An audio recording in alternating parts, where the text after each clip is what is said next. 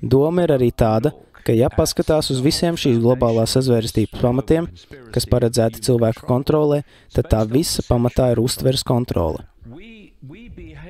Mēs uzvedamies tā, kā uzvedamies, jo uztveram tā, kā uztveram.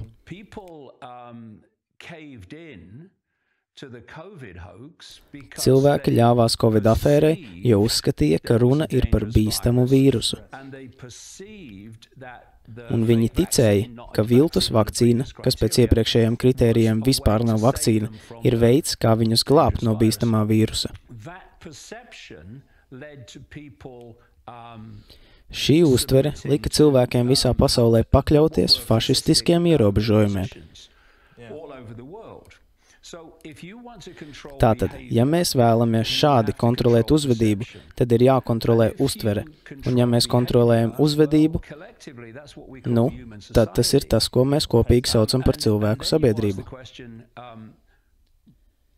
Un tad rodas jautājums, no kurienes rodas uztvere?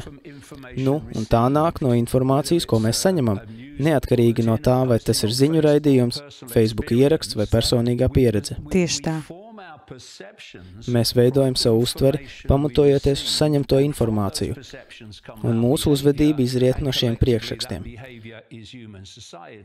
Un kopumā šī uzvedība ir cilvēku sabiedrība.